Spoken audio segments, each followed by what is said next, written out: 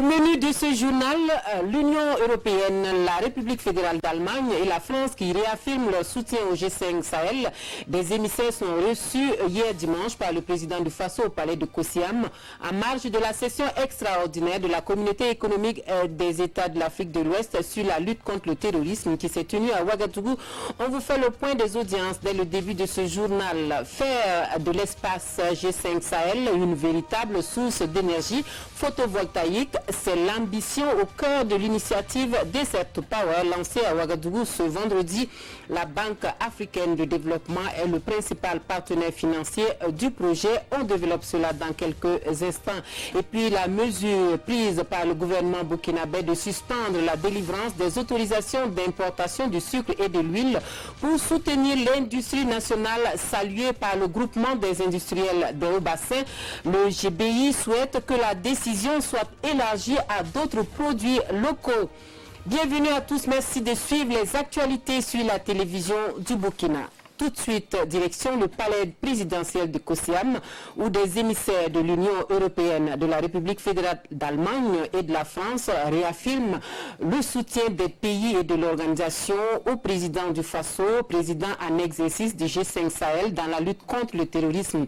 Reçus par le chef de l'État burkinabé, les envoyés spéciaux sont porteurs de messages d'engagement à accompagner les pays du G5 Sahel pour la stabilité et le développement. Les audiences en marge du sommet extraordinaire de la CEDEAO sur le terrorisme à Ouagadougou ce week-end. On fait le point complet avec Souleymane Sano et Jérôme Tendano.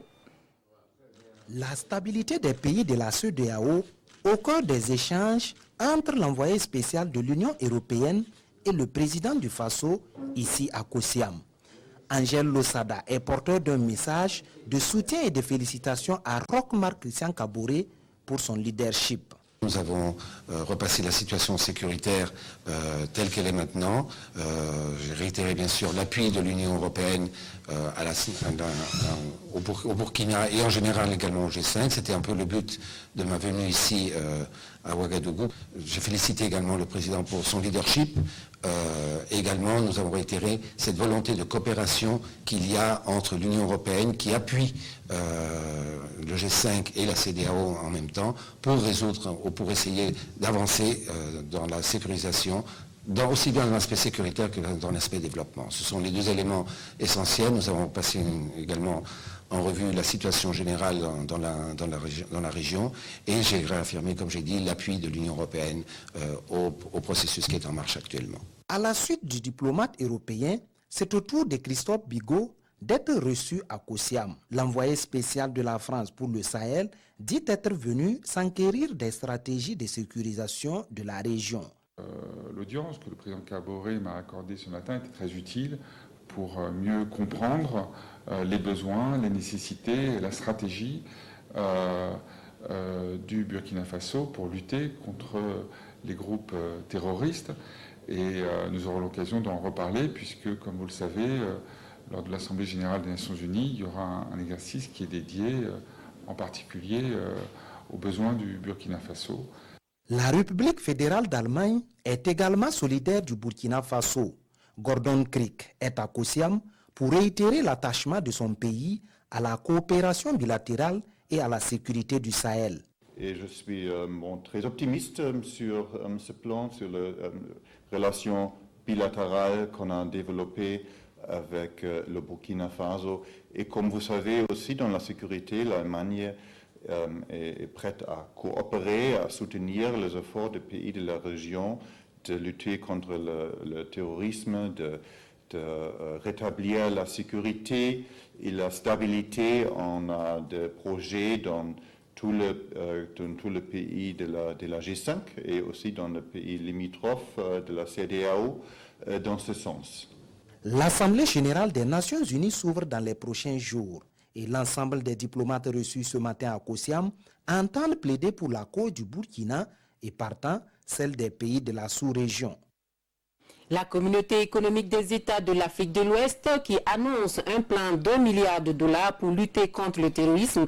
Le sommet extraordinaire de la CEDEAO élargi au Tchad et à la Mauritanie ce samedi à Ouagadougou adopte une stratégie d'action prioritaire sur 5 ans pour combattre le terrorisme. Un plan qui appelle à une synergie d'action entre les États à travers le partage de renseignements, la formation et les équipements. Entre autres, les dirigeants ouest-africains appellent à l'opérationnalisation diligente de la force conjointe du G5 Sahel. Nous allons revenir sur les principales conclusions de cette session extraordinaire de la CEDEAO, donc dans nos prochaines éditions. Autre actualité abordée ce week-end à Ouagadougou, exploiter l'énergie solaire pour le développement socio-économique des pays du G5 Sahel. C'est l'objectif affiché par l'initiative Desert2Power. Cela consiste à fournir de l'électricité aux populations de l'espace du G5 Sahel et à moindre coût. Principal partenaire financier du projet, la Banque africaine de développement.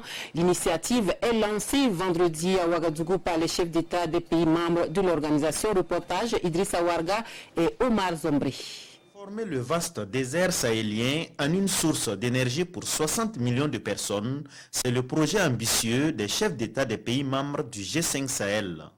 Réunis à Ouagadougou dans le cadre de l'initiative Desert2Power, tous ont convenu de la nécessité d'aller vite afin de créer des conditions optimales de vie pour les populations du Sahel. Il s'agit pour un certain nombre de pays, 11 pays en l'occurrence, de pouvoir produire près de 10 000 mégawatts d'électricité. Et la priorité a été donnée au G5 Sahel pour plus de 1000 mégawatts donc, qui seront fournis et qui vont éclairer près de 60 millions de personnes, comme vous l'avez entendu dans le communiqué. Je voudrais simplement dire que nous avons salué le fait que dans cet engagement des études qui coûtent à peu près 140 millions de dollars, la BAD a pris une posture de leader. Justement, le partenaire leader de cette initiative met sur la table 20 millions de dollars, plus de 11 milliards de francs CFA. Le reste des financements est à rechercher auprès des bailleurs de fonds internationaux. Et à ce niveau, la Banque africaine de développement rassure. Je pense que l'engagement pour le leader global, c'est vraiment très fort, toute cette initiative.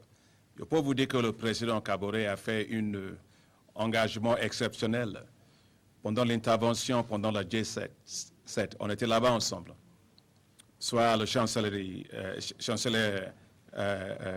Angela Merkel, soit le président Macron, soit le premier ministre indien qui a beaucoup donné son engagement pour cette initiative. Le premier ministre canadien, Trudeau aussi, et aussi avait même le président El-Sisi de l'Égypte. Donc il y a un engagement très fort. On était vraiment beaucoup soutenus par le secrétaire général de les Nations Unies. Donc il n'y a pas aucun doute qu'on va mobiliser toutes les ressources nécessaires pour ça. Apporter le développement par la lumière, notamment par l'énergie solaire, c'est en cela que se résume ce projet. Les initiateurs rappellent que toutes les dispositions sont prises pour créer des emplois et permettre aussi des transferts de compétences. Et à ce titre, l'on pourrait voir émerger des entreprises de production de panneaux solaires de grande envergure dans les pays du G5 Sahel. Autre actualité nationale, la situation et les innovations du département en charge de la fonction publique au menu d'un point de presse. Sur tous les sujets abordés, le ministre s'est voulu le plus explicite possible. Sur les détails de la conférence de presse, nous suivons le compte-rendu de Issaka Ouedraogo et Caroline Ouare. C'est une adresse à l'opinion nationale au nom de la redevabilité, précisera d'entame le ministre de la fonction publique avant de décliner l'ensemble des sujets qui font polémique ou non au sein de son département. Le conflit social avec les syndicats, la rationalisation du système de rémunération, le recensement géographique des agents de la fonction publique, le contrôle des diplômes, le recouvrement de fonds octroyés, le financement de projets sociaux en faveur des agents en fin de parcours dans la fonction publique, l'organisation des concours d'entrée à la fonction publique, bref, autant le dire, pour une sortie, le ministre ratisse large et le justifie, l'heure le commande. Notre pays fait face à des menaces de toutes sortes. La menace sécuritaire est déjà trop importante. Et aujourd'hui, il n'est plus de la seule responsabilité du gouvernement de faire, je dirais, le décompte des conséquences que nous avons des questions sécuritaires, mais du fonctionnement, des performances et des rendements de notre administration. Sur le point de l'état du dialogue avec le syndicat des gestionnaires des ressources humaines, le premier responsable du département de la fonction publique se montre conciliant et ouvert à la négociation pour peu que la règle du respect de la législation soit respectée. Sur la rationalisation du système de rémunération et précisément sur la remise à plat des rémunérations, le ministre rassure, le sujet n'est pas aux oubliettes. La solution ne sera pas le cas par cas. Parce que la solution du cas par cas, elle a déjà monté, quand on a déjà passé, je dirais, le cap plancher. On a aujourd'hui plus de 55% de nos revenus qui sont utilisés pour les salaires. Non sans regretter une fois de plus la situation de quasi-bras de fer avec le syndicat des gestionnaires des ressources humaines, le ministre salue les innovations que ses plus proches collaborateurs, lui, ont pu voir naître de cette situation. Il citera notamment les dépôts électroniques des candidatures, un gain de temps et d'argent pour les appeler au concours de la fonction publique. L'administration burkinabé a appelé à accueillir de nouveaux agents cette année encore, et cela à l'issue du concours direct de la fonction publique. La composition pour les épreuves de ces concours est prévue pour se tenir du 18 au 30 septembre prochain. Les candidats se préparent activement. Nous allons à Bobo-Dioulasso pour le constat avec Moussa Tamboura et Ali Traoré. Les concours directs 2019 vont se tenir du 18 au 30 septembre prochain. Et cette année, comme les précédentes d'ailleurs, ils sont nombreux à se lancer pour la conquête d'un emploi de la fonction publique. Mariam Balma est devant la préfecture pour se procurer les documents afin de pouvoir mieux se préparer. J'ai déposé l'ENAREF cycle C, l'élevage et l'agriculture. Comment ça se passe les préparations? Bon, je l'ai fait avec les documents. On se prépare comme on peut, comme c'est un concours. Voilà, on cherche des moyens possibles vraiment qui vont nous aider à atteindre notre objectif. Comme moyen pour mieux se préparer, Moussa Paré et ses camarades ont décidé de se retrouver en groupe pour étudier. Oui, parce qu'on a pensé qu'en groupe, souvent, il y a quelque chose il a toujours quelque chose à apporter. Voilà, on se complète. Voilà, et ensemble aussi, on est plus motivés. Nous, particulièrement, c'est le cours de biologie végétale, biologie animale, géologie. On se débrouille un peu. Je me prépare comme si c'était au bac. Ces préparatifs des concours riment avec l'achat des documents y référents. Une opportunité donc pour certains commerçants de faire de bonnes affaires. Mais pour le moment, Suleiman Nakolma accuse la morosité du marché. Cette année, c'est un peu bizarre, parce que le marché n'est pas comme avant. Avant, il y avait l'influence, mais maintenant les candidats viennent à compte-gouttes. Ils viennent payer 1, 2 documents, d'autres disent bon, ça va, jamais débrouiller les anciens documents. Vous voyez, ça ne nous arrange pas. Donc nous-mêmes, à la longue, nous sommes fermés. Parce que, au moins, on a nombreux ici qui vendent les documents, mais si ça ne marche plus, on va fermer. En plus de cet aspect, la date du déroulement des concours connaît cette année un retard. Une situation qui cause beaucoup de désagréments. Bientôt serait la rentrée. Il y a tout ça. Puis, avant c'était fait, bon, à l'air, normalement la composition était finie. Donc bon, les résultats pouvaient sortir peut-être en septembre et les gens allaient savoir leur position juste, puisqu'il y a la rentrée aussi. Malgré cet aspect, les différents candidats que nous avons rencontrés espèrent débuter cette nouvelle année dans une école professionnelle.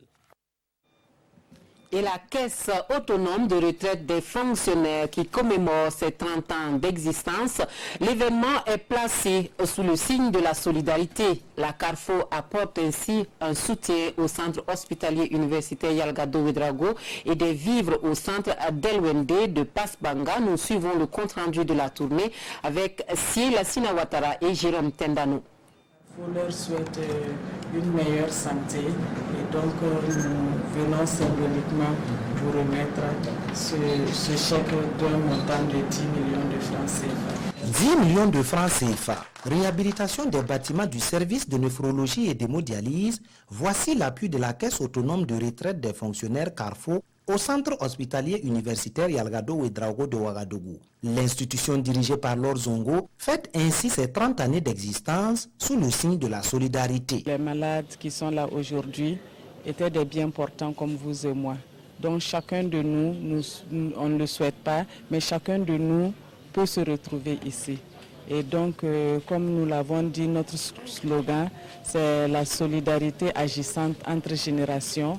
Et au niveau de la Carrefour, nous tenons vraiment à traduire cela en actes. Et c'est toujours dans cet élan de solidarité que nous avons initié d'apporter notre soutien au service de néphrologie et hémodialyse à travers quelques actions que nous sommes venus visiter. Ce geste de la Carrefour vient à point nommé selon les responsables de l'hôpital Yalgado, car il permet surtout d'améliorer le cadre de prise en charge des patients. Au regard de tous nos défis, les défis que l'hôpital Yalgado a, quand une bonne volonté comme la Carrefour vient faire ce genre de gestes, c'est tout naturellement de dire un grand merci. Donc nous pouvons rassurer la Carrefour que son argent ou son geste est géré de manière responsable et que c'est pour le bénéfice des patients.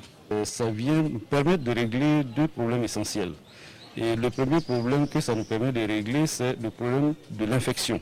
Alors je vous dis, la première cause de décès du sujet hémodialysé, c'est l'infection. Alors le deuxième aspect que cet appui nous apporte, c'est la réhabilitation d'une ancienne toilette, donc en salle de documentation. Alors cette salle de documentation, lorsqu'elle sera équipée, elle permettra vraiment donc de nous appuyer dans le sens de ces deux missions de CHU.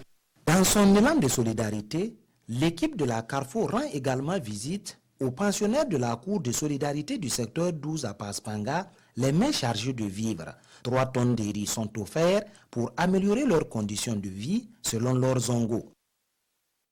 Et la mesure de suspension de l'importation du sucre et de l'huile au Burkina Faso fait pousser un ouf de soulagement dans le milieu industriel. À Bobo du Lasso, l'annonce est saluée par le groupement des professionnels de l'industrie des hauts-bassins qui invite par ailleurs le gouvernement à élargir la décision à d'autres produits locaux. Le GBI exprime ses sentiments et ses attentes aux journalistes. Karim Ilboudo Moussa Sano nous en parle. Au lendemain de la mesure de suspension de l'importation de l'huile et du sucre au Burkina, le groupement des professionnels de l'industrie des hauts-bassins s'est dit satisfait. À travers cette conférence de presse, il salue cette décision du gouvernement, une décision qui vise à soutenir un secteur confronté depuis quelques années à la mévente de ses produits. Comme c'est une mesure qui va aider donc à résoudre un problème fondamental, le GPI a estimé bon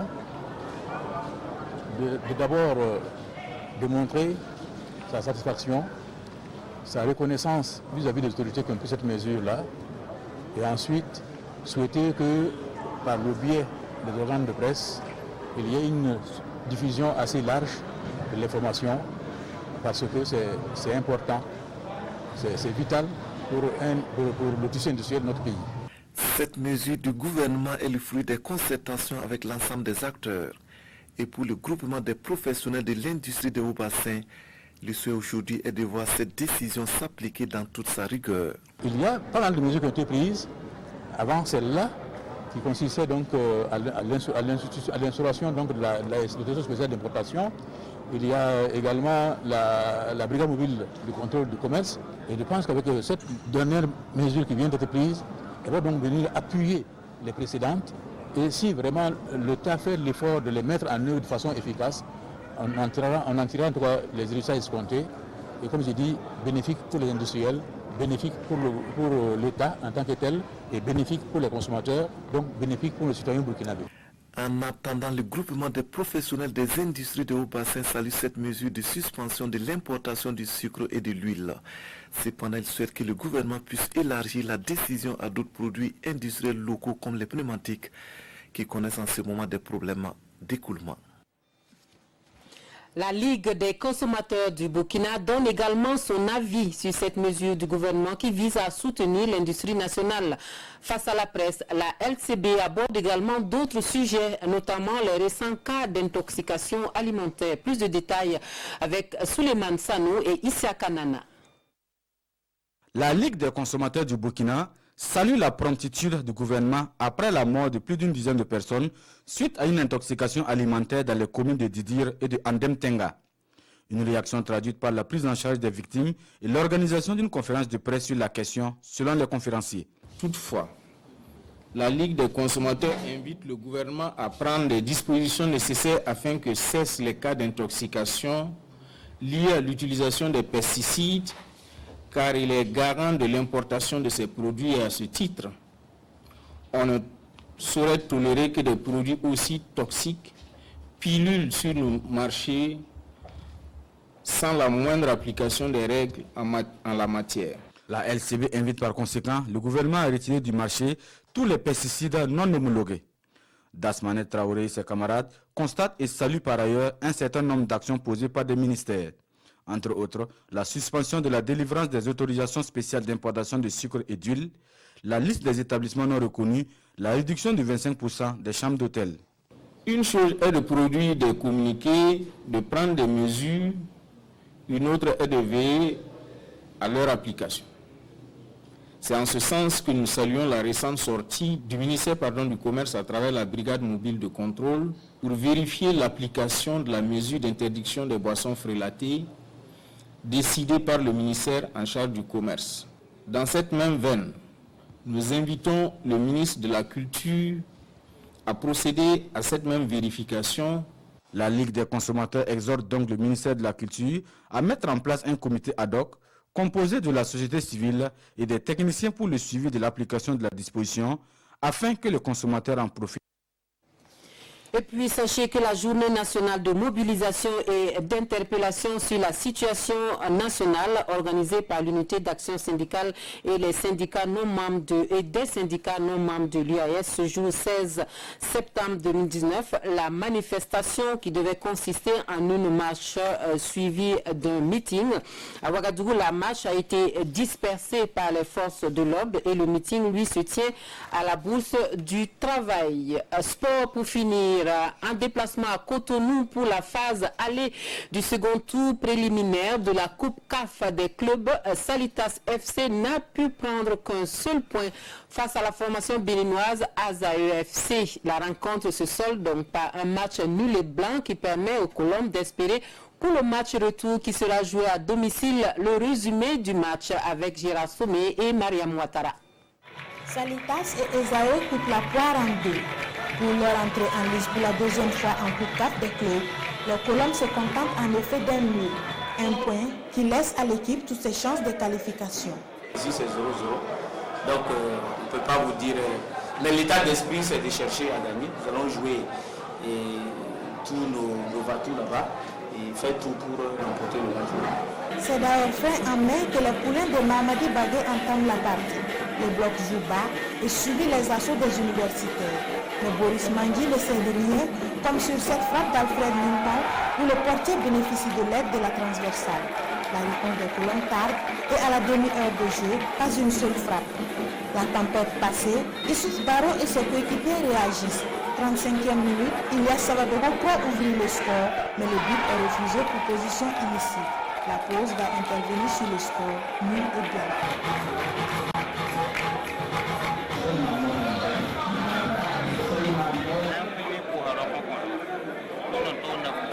De retour des vestiaires, Salitas prend les choses en main. Les universitaires d'Osaï perdent les rythmes. Coup sur coup, Ilias Diamba puis Abbas Oula se rate. S'ensuit alors une pléiade d'occasions gâchées. Et pour ne rien arranger, Salitas est contraint d'évoluer à 10 suite à l'expulsion inexpliquée d'Ilias Soussanou à la 82e minute pour cumul de cartons. Salitas gère le match jusqu'au coup de sifflet final. Rien n'est donc joué et tout reste possible pour ces deux équipes qui se découvrent. Nous avons observé beaucoup cette équipe qui joue très bien au ballon également. Et nous sommes chez eux. Voilà, donc ici est de ne pas se jeter. Donc dans la récupération du ballon, nous avons joué un bloc médian afin de ne pas donner beaucoup d'espace à cette équipe que nous savons qui ont des joueurs qui beaucoup très rapides, qui peuvent demander le ballon dans le dos des défenseurs. Et donc nous n'avons pas donné l'espace. L'adversaire qu'on avait en face était aussi un adversaire qui ne voulait pas prendre le but. Donc vous allez constater dans l'ensemble de la rencontre, les Burkinabés sont restés derrière, ils ne sont pas sortis, ils ne nous ont pas donné des espaces. Or, nous, on a l'habitude d'utiliser les côtés, donc ils ont fermé ces côtés, ils ne sortaient pas du tout. Malgré l'incompréhension de l'équipe quant à l'expulsion d'Iliassou, le moral reste haut pour la suite. On aurait voulu gagner, mais bon, on a eu le match nul, on va le prendre et espérons se qualifier à Ouara. On donnera tous les moyens à Ouagadougou pour se qualifier. Rendez-vous est donc pris pour le match retour au stade du 4 août, le 27 septembre prochain. Un match à gagner si les Colombes veulent voler plus haut et rééditer l'exploit de la saison dernière. C'est donc très sportivement que nous refermons cette édition de l'actualité sur la télévision du Burkina. Excellente suite de programme.